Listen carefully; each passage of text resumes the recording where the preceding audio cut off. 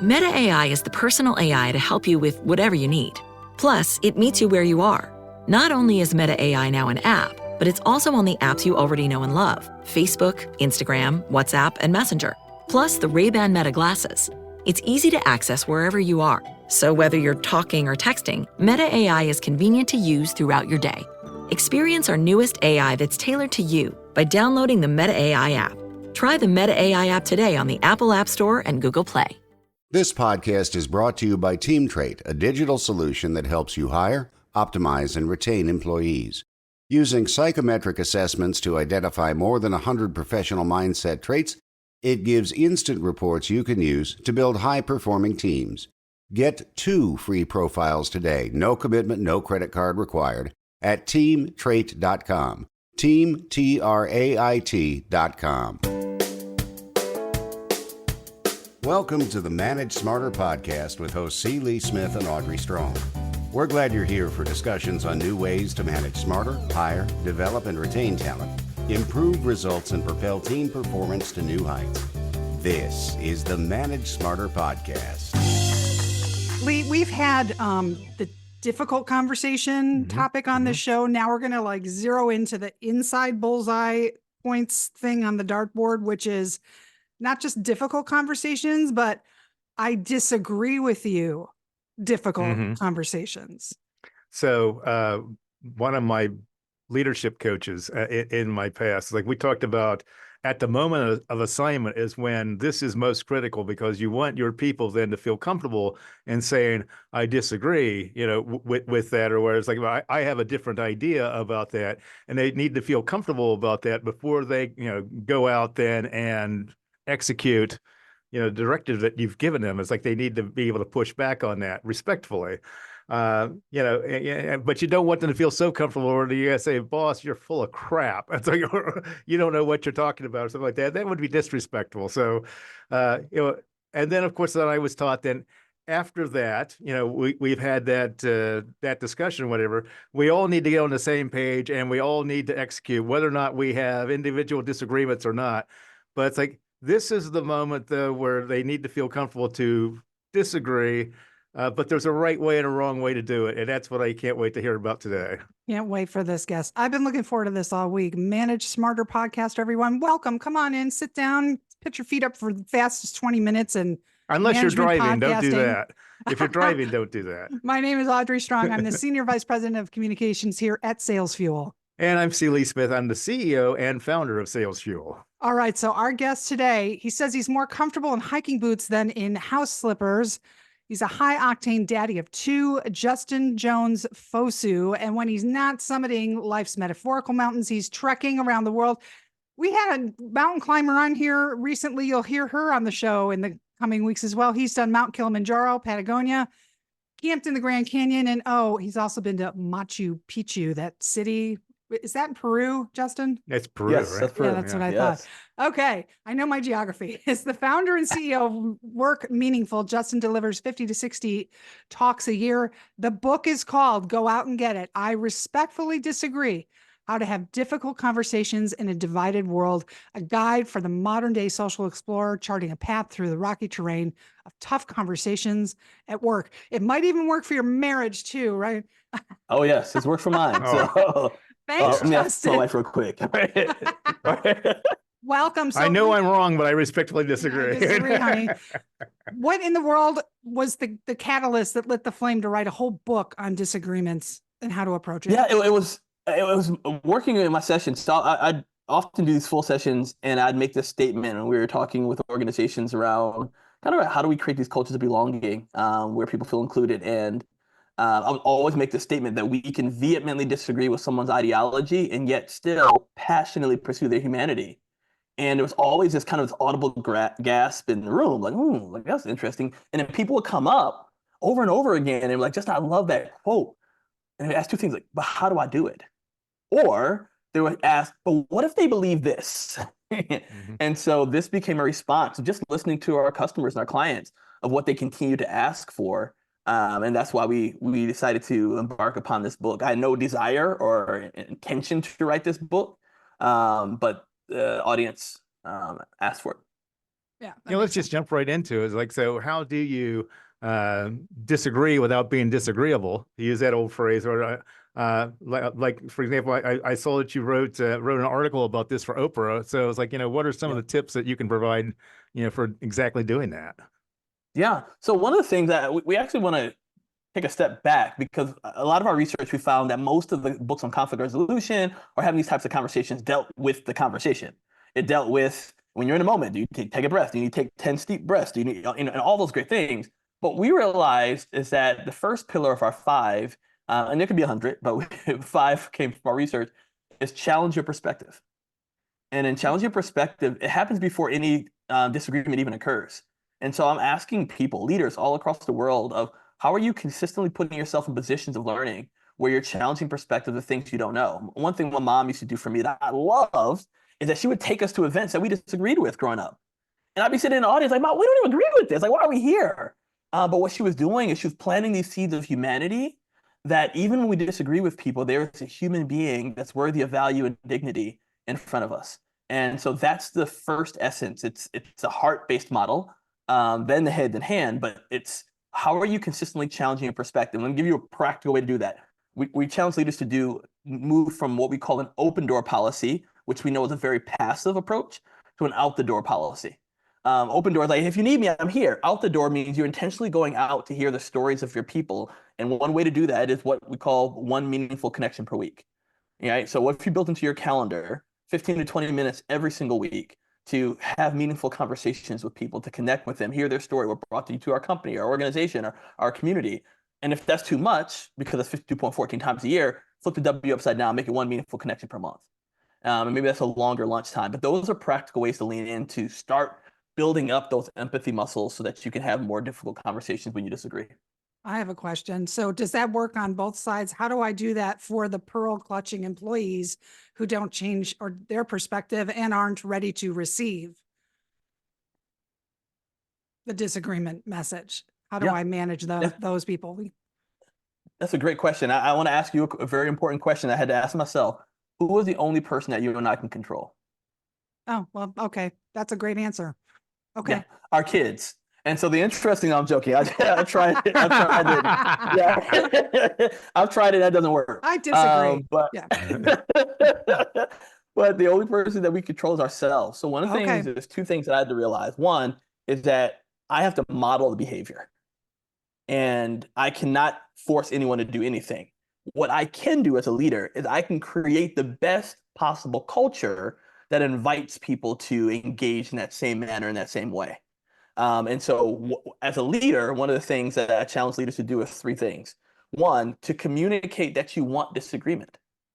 You would have no idea how many leaders haven't communicated it. And so people come into this process or team meeting or your sales meetings, and they're asking, well, maybe I just need to just be a yes person, right? Because that will get me promoted. That will get me seen, right? And so one, communicate you want disagreement. Number two, reward disagreement. Mm-hmm. I don't mean like compensation or anything. I mean, if you're in a meeting, you're like, Audrey, thank you so much for bringing it up. That actually is going to help us to get to something that I hadn't even thought of.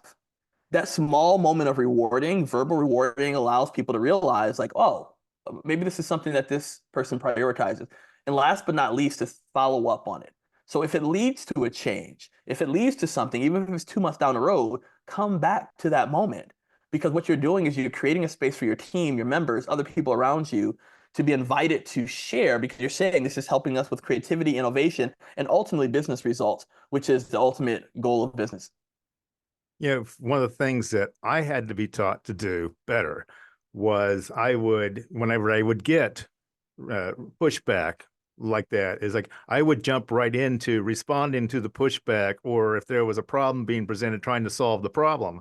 And one of the things that I had to be taught was to take a breath and to say, thank you for sharing that perspective with me, but thanking them, in the moment for for that. And I wonder if I'm alone in that. I don't think that I am, but it's like, where else do you go from there? So after you thank somebody then for their perspective, which is going to be different from you, are there some other things that you should be saying, to people when they're bringing that to the table? Yeah, absolutely. But I would be very careful that this is not just an external thing. Yeah, we've learned methods like the sandwich method, right? Right. Where Yeah. people have like they know what you're doing. Like, did you go to a workshop for that? So I mean, before you even get to the thank you part, we challenge people. Pillar 2 is be the student, where you focus more on listening and learning than lecturing. And so even before you get to thank you for sharing your perspective, it could be like, oh, wow, tell me more about that. So now you're actually engaged in trying to understand, because sometimes even when somebody says something, we may have a different perception of what they mean. Well, you got to So draw it's them trying out. to clarify. Yeah. 100%, yeah. Yeah. So What's being pillar- the student is helpful. What's pillar 3? I want to get through all 5 of these in the time we have. Yeah, real quick. Pillar 3 is cultivate your curiosity. And cultivate your curiosity is where we deeply listen to others, right? And so one of the practical ways to lean into that and focusing more on drawing curiosity rather than conclusions is we call stopping our double Dutch style of communication. And so if you don't know double Dutch, it's 2 ropes and somebody's waiting to jump in. rope. And that's often we jump in. And so in our conversations with people, we're just jumping in, right? We're like, oh, well, let me tell you why I disagree. Let me tell you what I know. And instead, utilizing our tool we created called the Power of 3, where you listen at least to the 3rd level of the conversation. So you may be asking 3 questions. You may be saying, oh, and if you don't know what to ask, tell me more. And that's the way that we cultivate our curiosity to make sure that we're asking questions and better understanding. You could say, tell me more 3 times each time You could. as they go. Okay. 100%, right? That's great. Because sometimes it's just inviting people, because we've conditioned people that we really don't care what you're thinking anyway. So people often just give a real small morsel, most people, not all. And then, hey, tell me more about that. And they're like, oh, cool. They actually want to listen. or what Audrey tells me is like, when I want your opinion, I'll tell you. I'll give it to you. Thanks, Lee. Yes. Number 4, go ahead. Yeah, seek the gray. We know that there's many shades of that. And seek the gray is where it's not about it being black and white. It's about what's the gray. And when I did my MBA, I had a professor who had us read a book, a transformative book for me. It was called Dialogue, The Art of Thinking Together. And it wasn't about A and B. It was about how do we create C together. And so when I talk about seek the gray, it's how do we find this common ground? You're asking the question of like, all right, what do I actually agree with this person? Where might be the disagreement? And I want to take out of our vocabulary middle ground, because middle ground implies 50-50, and it's never, very rarely, often 50-50. But when we find common ground, I'll give you a great example from a big issue. Say, I want to go with this project, you want to go with this project. It's asking the question, now we have understanding, all right, is there a way that we can identify both of these projects? If not, what is our phased approach where we're actually be able to still make an impact? That's the aspect of common ground versus just constant competition. That means you got to chunk it down. So first of all, it's not just a matter of, looking to where, I agree on this project, I agree on that project, but it's to chunk it down piece by piece and say, okay, what do we agree with on the smaller things? And that maybe helps create a foundation for us having a conversation about the bigger things, right? Absolutely. Yeah. Okay. Yeah. And number 5? Yeah, is agree to respect. And notice I didn't say agree to disagree, because oftentimes I've seen people do that very dismissively and very disrespectfully. Yes. But agree to respect is where you choose to humanize the person. That it's always our choice. And I'm going to say something that's controversial. Even when they don't choose to respect you back. Mm-hmm. And this is one of the hardest things that I've run into with people is there's an expectation. It's things like respect must be earned, right? Or I'm going to match what you give me. And our challenge to people is one that I take on for myself is that what if our conversations are really just about planting seeds? What if it's not about that immediate conversation, right? Think about sales. How many times does the person need to hear a message or hear from us to hear or engage? It's not just one time, like, oh, we closed the sale, woo, right? No, like it may be 5 times. We followed up with them another year from now, or we sent them a gift, and all of these things. And that's the same thing in our conversations. What if we're just planting seeds with people? And the reason that that's important is because I've interviewed people and seen multiple stories and studies that have shown that sometimes in those moments, it's just critical for us to choose to respect them, to give things like Shan Zhao, the thank you because, and she came up with that as a method. Thank you because I've never heard it shared that way before. Or thank you so much because you mentioned 3 things and number 2 really stood out to me. Or simply, wow, Lee, thank you because I appreciate that you leaned into this conversation. Now, not once did I say I agreed with you, but I can't always fully acknowledge you. And one way to fully acknowledge people is with thank you because. One of your phrases that you use is, and I'll put these in the show notes, everybody. These 5 phrases you send that are great, for everyone to memorize. It seems like when you're in the most heinous, disagreeable situation as a leader, quote, you say, I would love to continue this conversation, but I want to ensure that I am respectful. Can we come back to it another day? Yeah. Oh, what's the scenario under which you should drop that bomb? And do you set up a meeting to discuss it right away so that it doesn't sort of go up into the ether, or what's the follow? Yeah. So the situation where that comes into place, if you notice either yourself and or them, it turning into a place of dehumanizing. It turned into a place of disrespect. It's about anger, right? Now I'm very careful because we can be passionate. Sometimes we confuse passion for anger, and we have to be very mindful, right? It's one of those emotional intelligence moments of like, is this person just passionate, or are they now saying like, I think you're stupid, or that's dumb, right? Or that's why would you even think like when it starts becoming personal attacks, that's a moment where you say, hey, you know what? I'd love if we were able to come back to this because, I want to be able to maintain respect. Now, you notice I just did, even if they're the one being disrespectful, what we be mindful of, especially as leaders, but it's individuals, is not putting the weight of it on them. You didn't say, so when we can be respectful, you said when I can be respectful. Yes. And that's so pivotal. Yes, that's a big difference. Well, as leaders, we really can't. We don't have the option of giving to them what they give to us, or whatever. Going back to what comment you said earlier, we have to model the behavior that we want to see in them, which means sometimes we have to swallow our pride or swallow whatever. Sometimes we just have to eat it, and I don't know, be the bigger person. Maybe is the wrong phrase to use, but it's like we don't have that option. It's like we have to do it the right way, regardless of what they're putting out there for us. Oh, we do have that option. And I've heard many leaders exercise that option. However, in terms of being productive leaders, to your point, right? That's not that's important to do. But I want to push this back, not just for leaders, it's for the everyday person. Remember the statement I made around what if we're just seed planters? Let me give it to you in a different situation. Have you all ever been in a situation where you had a heated argument with someone, and then you came back and you apologized, and that person was like, and it was an authentic apology, not one that you learned, right? And they were like, you know what, I'm sorry too. And it was simply you choosing in that moment to be humble, to be vulnerable, that elicited a similar response. And it doesn't always happen, but that's the same thing that I encourage people to do in these moments of, hey, take ownership of what your part is. Don't put the ownership or onus on them, because immediately you'll draw a wall up, and immediately now it becomes a different type of argument. Oh, you don't think I can be respectful while we're having a different type of conversation? And now it's a snowball effect. And so always put the onus and emphasis on what you are going to do and what was important for you.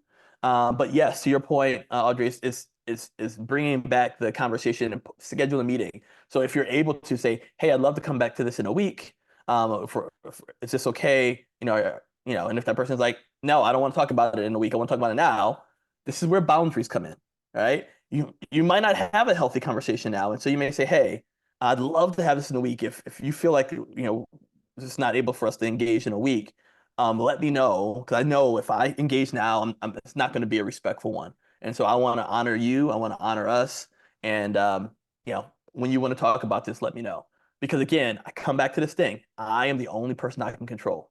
And I've had situations where people have said, well, I want to talk about it now. And I just like, now it's not going to be effective. It's not going to be productive. Or you could say, I also imagine that this is extremely important, when we talk about your other area of expertise, which is inclusion, because if you're hiring people, whatever, with different perspectives, who look differently than you do, dress differently than you do, certainly think differently than you do, whatever, then you have to be prepared for, reaping the benefits of that diversity of thought. Yeah. Right. It's not shutting it down, but actually opening it up and listening all the way through to the end.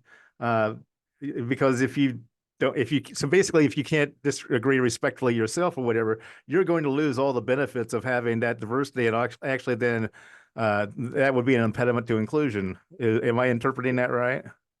100%. All right. And the impediment to inclusion is you're losing out on innovation and creativity because people are spending more time trying to walk on eggshells, trying to say all the right things rather than feel like they can bring their full selves, right? And their full selves in the wake of the organizational culture, right? So I'm not just saying, oh, I want to dress naked, so I'm coming to work naked. And I'm not talking about that type of full self, but I'm talking about the full self of like a person that's inquisitive. And so you may ask hard questions, but the culture may not have been one that has been used to a person who asked hard questions. It may have been just oh, yeah, absolutely. Audrey thought about it. I think we should go with Audrey's idea, right? But Audrey was like, hey, I want to do something different. And that person comes in like, wait a minute, I ask all the hard questions to my friends. This is just who I am. In my last company, I asked hard questions. And now when I ask the hard questions, I feel like I'm getting hand slapped. And so these are some of the things I think can help us for people to feel included, to feel like they have a sense of belonging. And those are ways to do it. So not only thank you because but one really important thing, because we so often get this, is when do I share my perspective?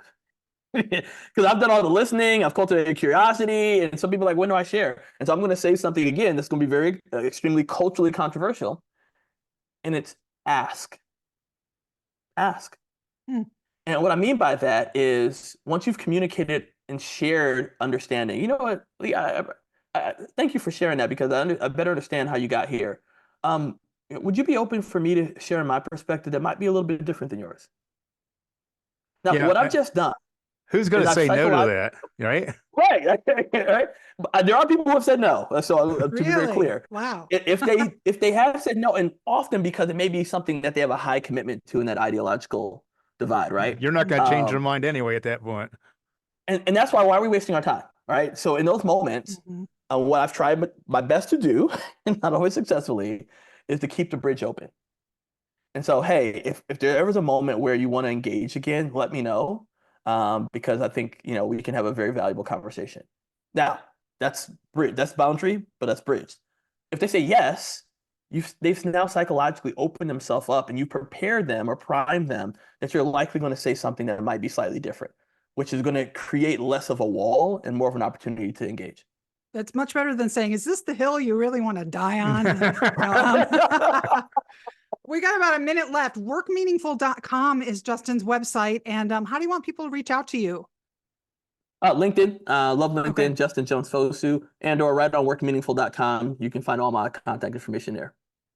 This was a wonderful conversation. And I think the topic is, especially with an election year, I mean, we could do another 20 minutes on that, but really, for everybody to utilize this through every area of their life, it's wonderful. I'm going to try it on my husband, and I'll let you know how it goes. I love that. Try the power of three. The And power on of three Lee. has been the most pivotal, pivotal. So power of three.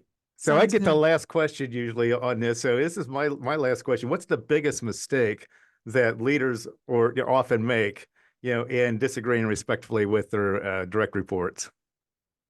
I'm going to say something that's a little bit different. It's by not apologizing when they've disrespected them. Ooh. Because we all are going to disrespect. I disrespected somebody while writing, I respectfully disagree. Right. So let me be very clear. This is not a perfection thing.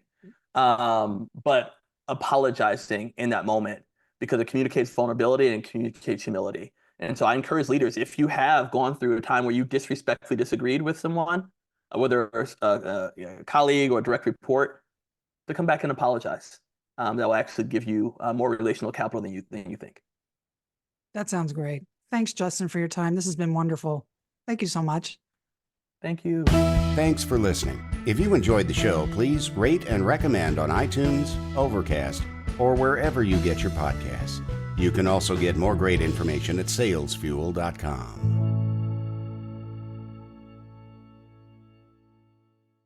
This podcast is a part of the C-Suite Radio Network.